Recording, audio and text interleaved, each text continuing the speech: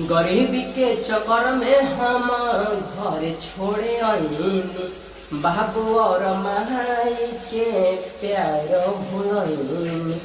गरीबी के चक्कर में हम घर छोड़े आईनी, बाबू और माई के प्यार भूलनी। गाइस आज के इस वीडियो में हम बात करने वाले हैं कुछ भोजपुरी एंड मराठी सॉन्ग के बारे में। जी गाइस आप सभी को पता है कि प्रदेश में क्या कुछ हो रहा है, उसी को जो है सीधी तौर पर हम ये गाना लिखे हुए हैं और काफी अच्छा गाना है। तो आइए हम पहले दो लाइन सुना देते हैं, तो आप सभी सुनिएगा। गरीबी के चक्कर में हम घर छोड़े आईनी, गरीबी के चक्कर में हम घर छोड़े आईनी। इस तरीके से गाना है और ये गाना हम फुल सुनाएंगे कि किस कदर ये गाना है। उससे पहले हम बताना चाहेंगे कि अगर ये चैनल पर नए हैं तो ये चैनल को सब्सक्राइब कर लीजिए और ज़्यादा से ज़्यादा इस वीडियो को जो है कि कमेंट कीजिएगा कि किस तरीके से जो है इसकी वीडियो है और किस तरीके से जो है गाना लिखा गया है। तो देखिए अभी काफ़ी ज़्यादा बारिश पड़ रहा है तो साउंड भी आएगा थोड़ा बहुत बारिश का, तो मैनेज कर लीजिएगा। क्योंकि चलिए हम सुनाते हैं मराठी सॉन्ग किस तरीके से है मराठी सॉन्ग। चलिए आप सभी सुनिएगा। गरीबी के चक्कर में हम घर छोड़े आईनी, बाबू और माई के प्यार भूलनी। गरीबी के चक्कर में हम घर छोड़े आईनी, बाबू और माई के प्यार भूलनी। बाबू और माई के प्यार भूलनी। यही सोच सोचे लगे जाए हम विदेशवा, यही सोच सोचे लगे जाए हम विदेशवा।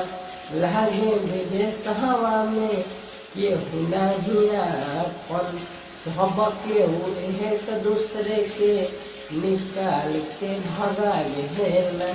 जहन हम भज दो बन के कहा जाए, अरे जहन हम भज दो बन के कहा जाए। बाबू और माई के प्यार भूलनी। यही सोच सोचने लगे हम मर जाए, यही सोच सोचने लगे हम मर जाए। हम मिलके गरीब आई सन बाट भाई, केहू नहीं बुझ पावे दुख तकले। हम मिलके गरीब ऐसन बाटे भाई, केहू नहीं बुझ पावे दुख तकले। जाही के बात जा खुश बाकी रही हम, जाके परदेशवा में हम न भूलई ह।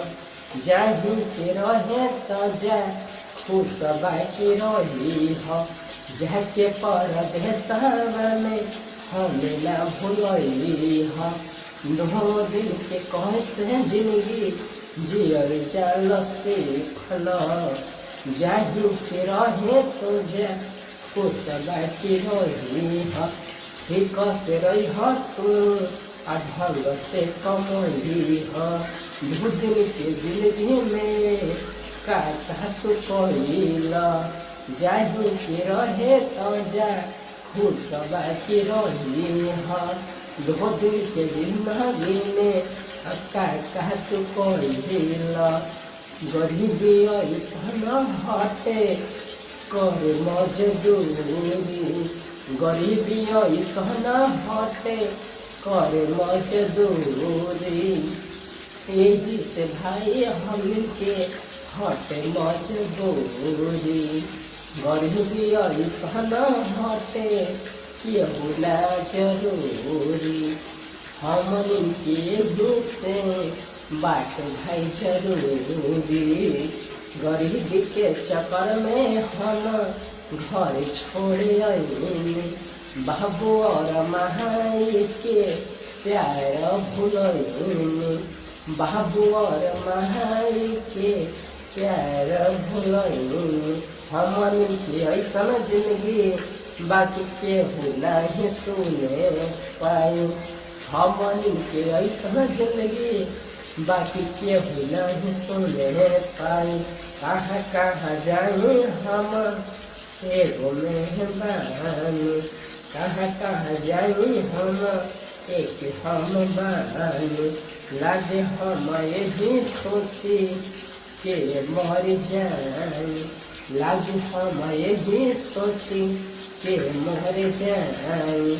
गरीबी के चक्कर में हम घर छोड़े आईनी, बाबू और माई के प्यार भूलैनी, बाबू और माई के प्यार भूलैनी। यही सोच ही लगे हमें मर जाए, यही सोच ही लगे हमें मर जाए। तो गाइज अगर ये वीडियो अच्छा लगा हो यानी कि ये गाना अच्छा लगा हो तो ज़्यादा से ज़्यादा इस चैनल को सब्सक्राइब कीजिए और ज़्यादा से ज़्यादा जो है दोस्तों में शेयर कीजिए। तो मिलते हैं किसी अगले वीडियो के साथ, तब तक के लिए धन्यवाद। और ये जो है कि हम डिस्क्लेमर के थ्रू बताना चाहते हैं कि ये जो है कि गाना सिर्फ एंटरटेनमेंट के लिए बनाया गया था और ये सिर्फ जो है कि आप सभी को बताने के लिए और प्रयास कर रहे हैं कि क्या कुछ जो है कि प्रदेश में होता है। तो आप सभी से रिक्वेस्ट है कि प्लीज जितना बने अपने गांव में ही रहिए और कमाइए खाइए, क्योंकि प्रदेश में ऐसा जैसे कि कांड होता है कि आप 1-2 से महीना रह जाइएगा तो लगेगा कि यार हम कहाँ पे आ गए और क्या करें क्या नहीं, कुछ समझ में नहीं आता है। 1-2 महीना रहने के बाद जो है कि पैसा भी फंस जाता है 1 महीना के। तो उन लोग ऐसा करते हैं कि जो है कि 1 महीना के रख लेते हैं, फिर दूसरा मंथ से जो है कि आपको अर्निंग यानी कि पैसा देने का काम करते हैं। तो 1 महीना तो ऐसा ही चल जाएगा यार, तो अपने कमाने से क्या फायदा। 1 महीना के जो है कि मंथली पेमेंट लोग रख लेते हैं, फिर दूसरा महीना से आप सबको जो है कि पेमेंट करते हैं। तो ऐसा काम मत कीजिएगा, आप गाँव में रहिएगा और अच्छा से कमाइए खाइएगा और खुद से खुद जिंदगी बिताइएगा। तो गाइस मिलते हैं किसी अगले वीडियो के साथ, तब तक ले जय हिंद।